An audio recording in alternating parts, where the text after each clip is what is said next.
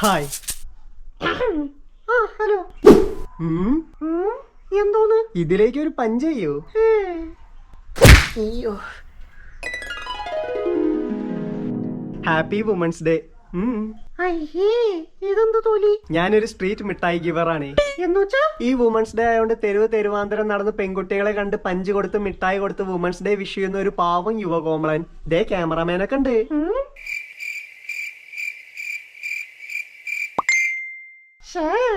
ഇതിൽ നിന്ന് തനിക്ക് എന്താ ഗുണം? ഒരു ഗുണമില്ല.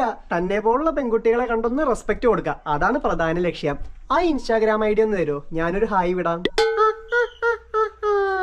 മനസ്സിലായി. ID please. ഈ വീഡിയോ ടാഗ് ചെയ്യാനാ, തെറ്റിദ്ധരിക്കണ്ട കേട്ടോ. തെറ്റിദ്ധരിക്കുന്നേ ഇല്ല. ബിജിലേഷ് റോക്കി 1431.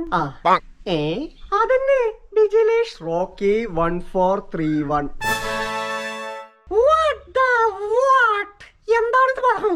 എന്താണിത്? ഞാനും തന്നെ പോലെ ഒരു കണ്ടന്റ് ക്രിയേറ്റർ ആണ്. ഇന്ന് വുമൻസ് ഡേ ആയതുകൊണ്ട് ഒരു സ്പെഷ്യൽ കണ്ടന്റ് ആയി ഇറങ്ങിയതാ, എ സോഷ്യൽ എക്സ്പെരിമെന്റ്. അതെന്ത്? അതായത് മരണ അവരെ പോലെ വേഷപ്രസന്നനായി കണ്ണിൽ കാണുന്ന ഗേൾസിനെ എല്ലാം കയറി ചെന്ന് മുട്ടി ഒരു കോൺവോ ബിൽഡ് ചെയ്യുന്നു. എന്നിട്ട് സഡനായി ജെൻഡർ റിവീൽ ചെയ്ത് ഒരു സർപ്രൈസ് കൊടുക്കുന്നു. അപ്പൊ നിനക്ക് കിട്ടിയില്ലേ? അതേപോലെ തന്നെ. ഷടാ, കാഞ്ഞ ബുദ്ധി തന്നെ. എനിക്ക് തോന്നിയില്ലാലോ. എന്നിട്ടെന്ത്? സ്ഥിരമായിട്ട് തന്നെ ഇൻസ്റ്റാഗ്രാം ഐഡിയും ഫോൺ നമ്പറും മേടിക്കും. അതുകൊണ്ട് എനിക്കുണ്ട് ക്യാമറാമാൻ.